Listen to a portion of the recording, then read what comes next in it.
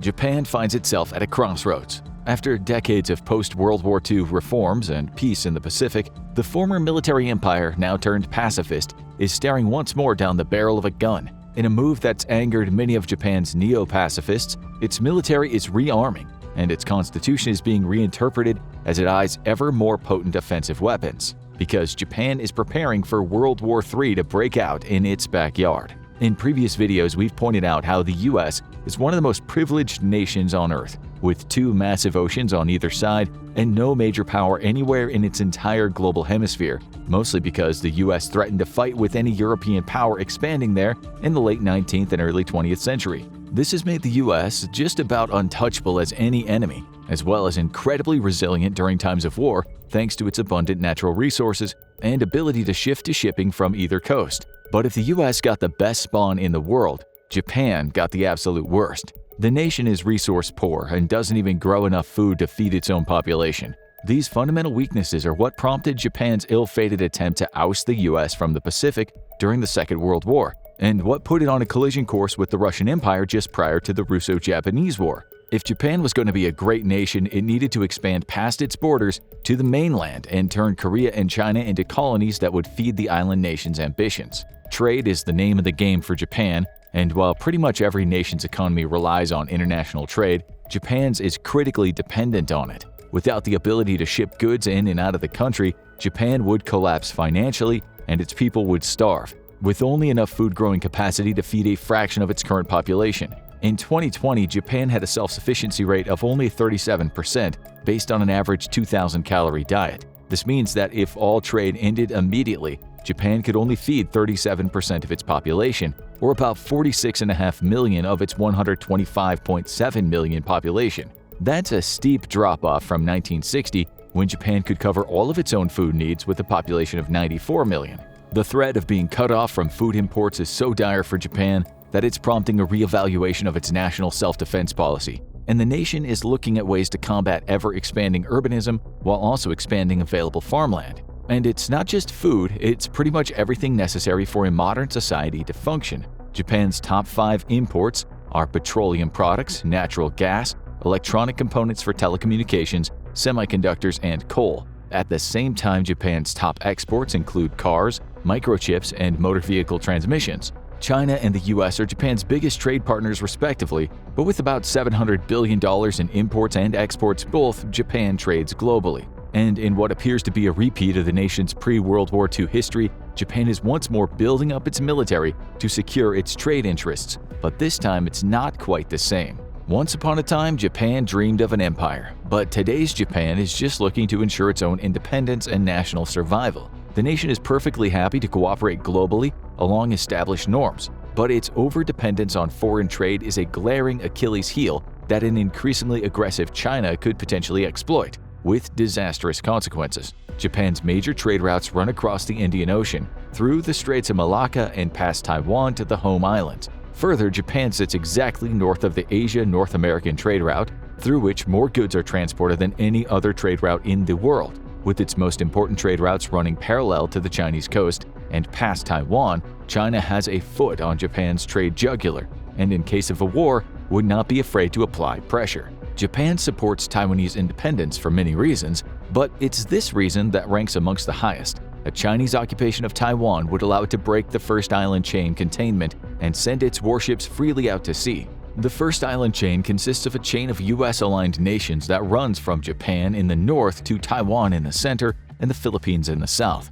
During the entirety of the Cold War, it was this island chain that hemmed in any communist navy activity to enter the Pacific. Today, it serves pretty much the same purpose, and the US and its allies can prevent any Chinese vessel from sailing into the Pacific in case of a war. With China building up multiple new carriers and assembling them into battle groups, breaking containment would allow China to dictate trade in the whole of the Western Pacific and leave Japan at its mercy. However, it's not just trade that matters to Japan, it's keeping China from seizing a global monopoly on the thing that every modern economy today needs just as bad as it needs oil: microchips. Taiwan produces the majority of the world's microchips, and its specialized factories can build nearly the entire global supply of the most advanced 3mm kind that you can find in most sophisticated electronics and advanced military weapons. Decades ago, the US got out of the microchip game as they could be more cheaply produced overseas. Taiwan saw an opportunity and leapt at it, and today its microchip monopoly works as an insurance policy. No nation that values its own sovereignty has any interest in allowing China to seize Taiwan and thus impose its will upon them by threatening chip embargoes. France's Macron may talk a big game about Europe seeking a third path with China that doesn't align with the US's opposition to a Chinese invasion, but until Macron figures out how to replace microchips with croissants in sensitive electronics, literally the entire French economy still needs free access to Taiwan's microchips. And in Macron's world, China will give you that access as long as the entire EU does exactly what the Chinese Communist Party wants them to do. Because the moment that guy who banned Winnie the Pooh from all of China doesn't like what you're saying in your free press, no more microchips for you, and then no more economy. Japan just doesn't want to live in that world, which is why it's greatly increased its interoperability with the US military in one key way: expeditionary forces. Pacifism is enshrined in the Japanese constitution, put there on purpose by the United States after World War II. And one would find it hard to blame them when Japan had just set fire to literally the entire Pacific. The world could do with a whole lot less bonsai charges to the death and a whole lot more Pokemon. So Japan beat its swords into pens and began to create anime instead. The Japanese self-defense force was limited to pure self-defense missions only, with equipment appropriate only for the immediate defense of the Japanese islands and the waters surrounding them. Pacifism made its way all the way down to the specific weapons that Japan armed itself with, meaning they have no long-range attack cruise missiles or bombers, for instance. This worked out pretty great for a few decades. But then, all of a sudden, the US simply couldn't sail carrier strike groups through the Taiwan Strait every time China threw a temper tantrum, and Japan woke up to the horrible realization that the very lifeblood of its economy sailed right past a very belligerent Chinese coast. As a matter of national sovereignty and possibly even survival, Japan needed to change drastically and face a new reality, one where the US was no longer the undisputed master of the Pacific. The Chinese military buildup mirrored its domestic economic explosion that rocked the world starting in the late 1990s.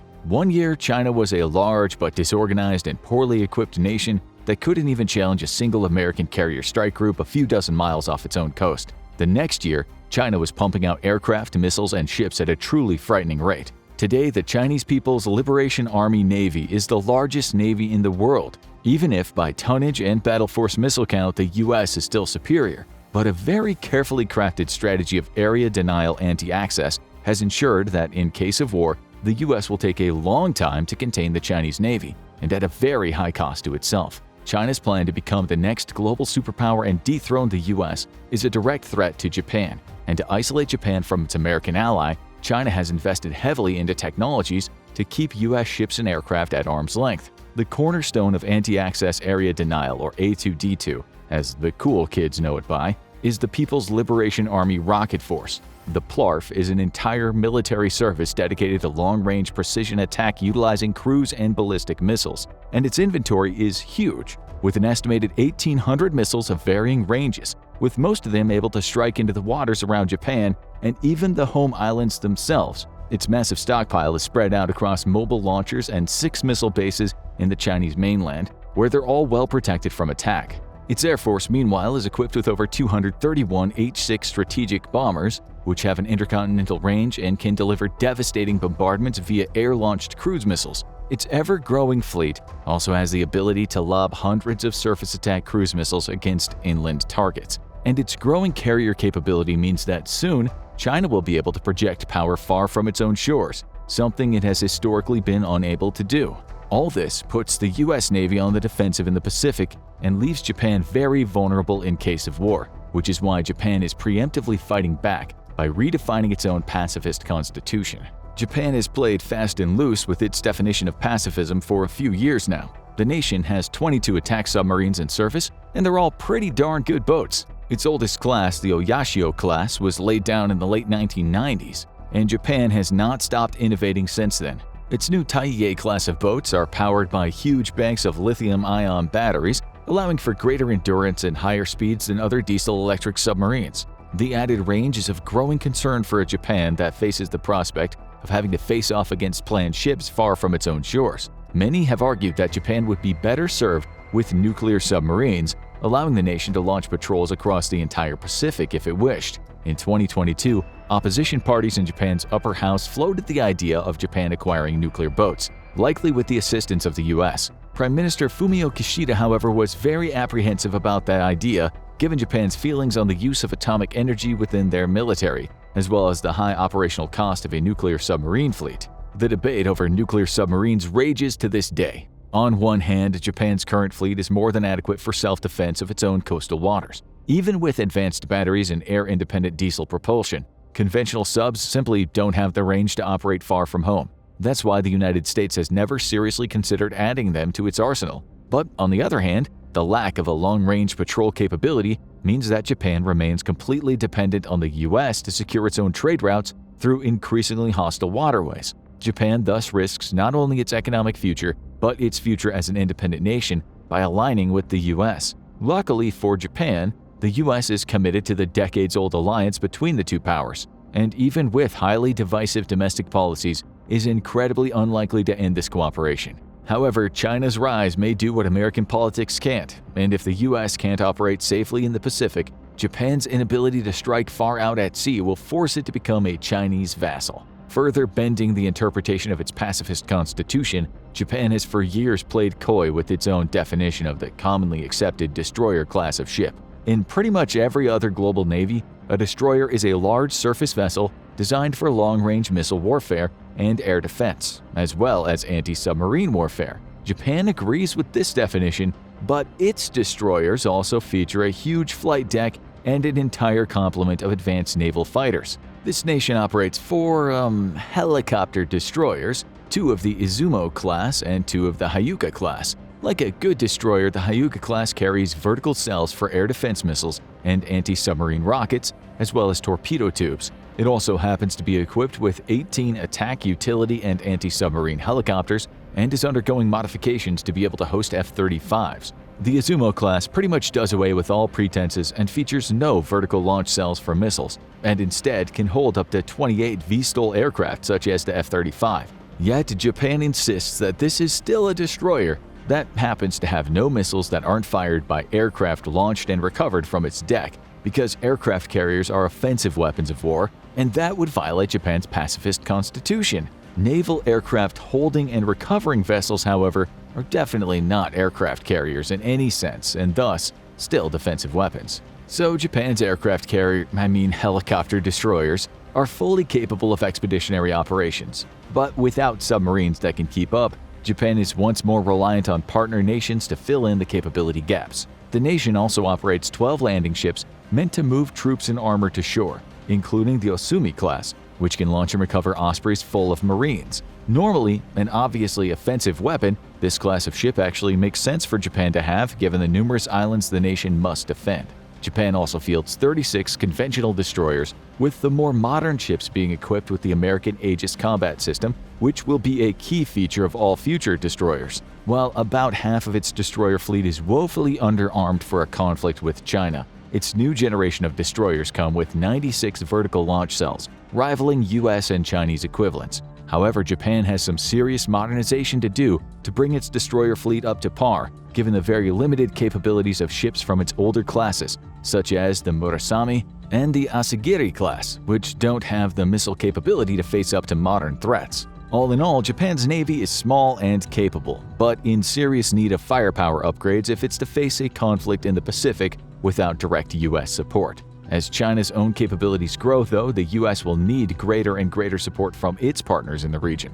Japan's Air Force would be called upon in a time of war to directly support US efforts over and around Taiwan, and it is well suited for the task. The primary air superiority fighter of the Japanese Air Self-Defense Force is the F-15J, a variant of the American F-15 Eagle built under license in Japan. This is an incredibly capable fighter with a range of about 3,000 nautical miles and a combat range of just under half that. This puts Taiwan and mainland China well within range of Japanese F-15s, and being an American aircraft built under license, it is perfectly compatible with a whole slew of new air-to-air missiles in development by the US. This is of serious concern to both Japan and the US, as the China's PL-15 air-to-air missile is simply put better than America's AIM-120. The PL-15 has a longer range, estimated at just over a dozen miles, than the AIM-120, given Chinese fighters' first shoot capability against US and Japanese aircraft. This may not necessarily mean a kill, but it would force friendly fighters into a defensive posture, limiting their ability to engage Chinese aircraft and leaving themselves more vulnerable to follow-on shots. In response, the US is currently fast-tracking half a dozen new air superiority missiles, with the one slated to hit the shelf soon being the AIM-260. A two-stage missile, the AIM-260's range is classified but estimated to be around 30 miles greater than the PL-15.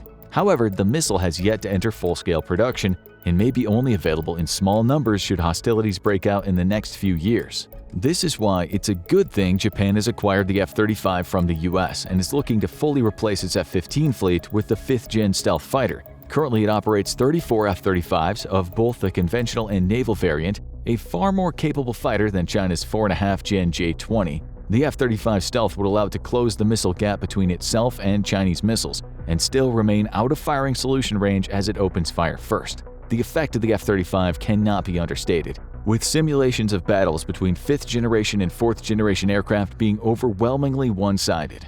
The nation also has a large number of airborne early warning and air control aircraft. It operates 4 Boeing E-767s with 17 smaller E-2 Hawkeyes and 9 more on order. Given the vast distances between Japan's islands, the capability to maintain surveillance over large swaths of ocean and airspace has always been critical for the modern Japanese military. However, China's growing stealth fleet is a direct threat to these very vulnerable aircraft, which is why it's imperative Japan acquires the F-35 along with new generations of American air-to-air missiles with longer ranges. The Japanese Ground Self-Defense Force features a large array of very mobile or man-portable air defense weapons. For a nation which faces the prospect of having to quickly move assets around a large island chain, mobility is key, which is why it fields many short-range mobile air defenses on wheeled chassis. Increasingly, though, Japan has been growing its arsenal of anti-ship missile batteries, with the Type 88 surface-to-ship missile fielded in the 1980s and the newer Type 12.